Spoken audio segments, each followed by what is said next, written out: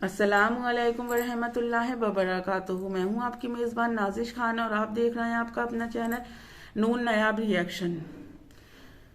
बहुत दिनों के बाद मैं सोशल मीडिया पर एक्टिव हुई हूं। कुछ मेरी तबीयत भी सही नहीं थी क्योंकि यहाँ पर वायरल बहुत ज़्यादा चल रहा है।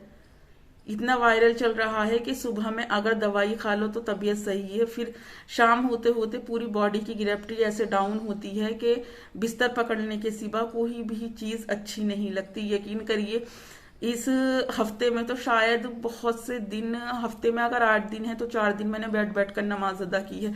इतना टांगों में दर्द, इतना बुखार, जिसकी वजह से खड़ा भी नहीं हुआ जा रहा था। अब दूसरी बात ये कि जो लोग मुझे डीएम कर रहे थे कि नूर क्या ये बात सच है, कुलसुम नायक की बेटी का निकाह हो चुका है, उसने अपनी मर्जी से निकाह किया है, आफरीन और सरजील की शादी हो चुकी है, तो मैं उन लोगों से कहना चाहती हूँ कि मैं इतना लेट आपको रिप्लाई इसलिए कर रही हूँ क्योंकि इस बारे में मुझे भी कोई इल्म नहीं था। पर जैसे ही इंस्टाग्राम पर इस बात की खबर और अपने यूट्यूब चैनल पर इस बात की इत्तला कुलसुम नायक जी ने अपनी यूट्यूब की फैमिली को और इंस्टाग्राम की फैमिली को दी, उसी वक्त मेरे पास उनका वीडियो क्लिप आया। जिसके बाद मैंने जब उनका वीडियो क्लिप देखा तो हकीकत बताती हूँ मैं आपको कि मेरे दिल को बहुत ज्यादा तकलीफ हुई।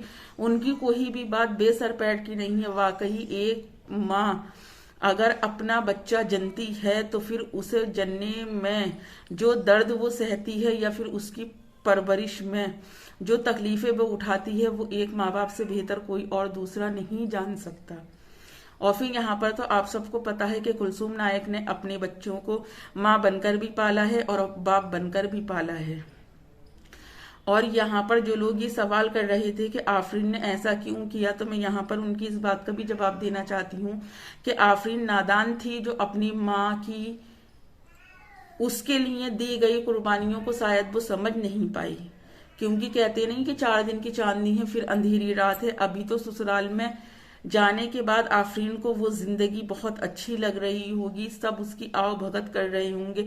पर जैसे जैसे दिन निकलते जाएंगे और टाइम बीतता जाएगा, आफरीन को अपनी इस गलती का खुद एहसास हो जाएगा कि काश मैंने ये वाली गलती ना की होती या फिर मेरी अम्मी अपनी मर्जी से मेरी शादी करती तो उस शादी के क्या मजे होते। अगर हमारे समाज में और सोसाइटी में इस तरह की शादियों को अगर इज्जत दी जाती या फिर इज्जत की निगाह से देखा जाता तो मुझे नहीं लगता कि फिर लड़कियां शादी के लिए और लड़के शादी के लिए इतना इंतजार करते। पर कहते हैं ना, जिस शादी में बाराती ना हो तो वो भी शादी कोई शादी लगती है। और यहाँ पर एक चीज और कि कभी भी माँ बाप गलत नहीं होती हैं। जिस तरह से कुलसुम नायक जी बता रही हैं कि आफरीन उनको गलत साबित कर रही है, तो यहाँ पर मैं ये बात भी आफरीन से कहना चाहती हूँ कि आफरीन, माँ बाप कभी भी गलत नहीं होते हैं क्योंकि माँ बाप एक लंबा टाइम अपनी औलाद को देते हैं और अपनी औलाद की जिंदगी को संवारने के लिए माँ बाप जो करते हैं, वो जब तुम माँ बनोगी तुम्हें इस बात का तब रियलाइज होगा कि अपनी जिंदगी में तुम कितनी बड़ी गलती कर चुकी हो।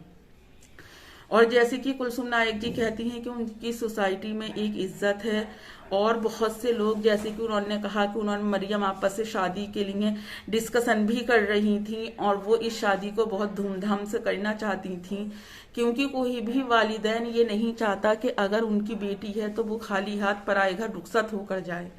जबकि मेरा ये मानना है कि अगर आज हम समाज से ये दहेज खत्म कर दें तो आने वाले कल में कितनी ऐसी शादियां हो रही हैं जो कि लड़कियां अपने माँ बाप को बिना बताए ही शादियां कर लेती हैं। इसीलिए इस दहेज की अगर ये रीति रिवाज ही ना होते तो शायद आज कुलसुम आपा को भी इतना पछतावा नहीं हो रहा होता जितने की वो पछतावे में है।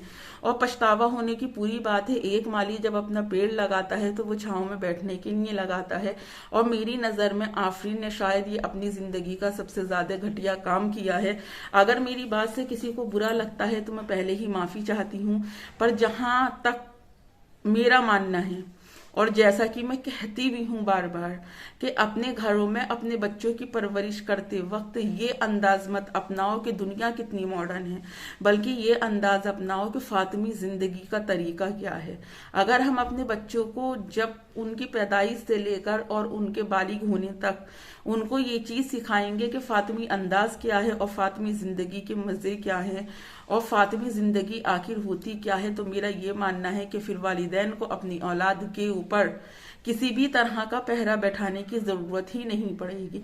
पर कहीं ना कहीं यहाँ पर हम भी अपनी औलाद की मोह माया में आकर शायद गलत और सही के तरीके को भूल जाते हैं। पर मैं यहाँ पर फिर भी ये कहूंगी कि कोई भी वालिदैन अपनी औलाद के लिए गलत फैसला नहीं करता। और यहाँ पर तो आफरीन को पता है कि उनकी अम्मी ने उनकी परवरिश एक माँ बनकर भी की है और एक बाप बनकर भी की है। वो चाहे वो उनकी जिंदगी रही कि इस अपनी औलाद को पालने के लिए उन्होंने क्या किया और उन्होंने क्या नहीं किया, पर ये सबसे अच्छी बात है कि वो कभी भी किसी के फटे में टांग नहीं अड़ाती हैं।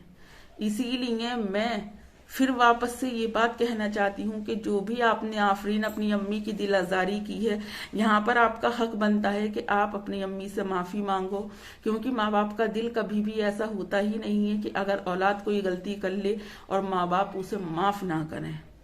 और यहाँ पर मैं कुलसूम नायक जी से भी एक बात कहना चाहती हूँ कि जो भी बात है वो अपनी सोशल मीडिया के बाहर रखें, सोशल मीडिया पर नहीं रखें, क्योंकि यहाँ पर मजा लेने वाले ज्यादा होते हैं और बात को कम करने वाले बहुत ना की बराबर होते हैं। क्योंकि बहुत से लोगों की आदत होती है कि कब किसका चूल्हा जले और हम उस पर रोटियां सेकें। और सरजील, आपने भी ये चीज बहुत ज्यादा गलत की है। इस तरह से निकाह करना आपको शोभा नहीं देता था। आपके जो बड़े बुजुर्ग थे वो भी कैसे बुजुर्ग निकले जो इस बात को समझ ही ना सके कि एक माँ के दिल दुखे की आह कैसी होती है, और अगर उसकी दिल दुखे की आह आपको लग गई तो सोचिए नई दुनिया में आपका चैन है और नई आखिरत में आपका चैन है। ये एक बहुत छोटी सी वीडियो क्लिप है जो मैं बनाना नहीं चाहती थी, पर मैंने सोचा कि एक बार जो लोग मुझसे सवाल कर रहे हैं उन्हें मैं जवाब जरूर दूं। तो देखिए, कुलसूम नायक जी की बेटी की 19 तारीख को जो है वो शादी या फिर निकाह जो भी कह लो वो हो चुका है। उसमें कुलसूम नायक जी की फैमिली ने बिल्कुल भी शिरकत नहीं की है और यहाँ तक कि कुलसूम नायक जी ने ये भी ऐलान कर दिया है कि वो अपनी बेटी से कोई वास्तेदारी नहीं रखना चाहती। पर मैं फिर भी यही बात कहूंगी कि ये माँ बाप का दिल है, आज नहीं तो कल समझौता करना ही पड़ेगा। नेक्स्ट वीडियो में आप सबसे फिर मुलाकात होगी। तब तक अपना और अपनों का ढेर सारा ख्याल रखें और मुझे भी अपनी दुआओं में याद रखें। अल्लाह हाफिज।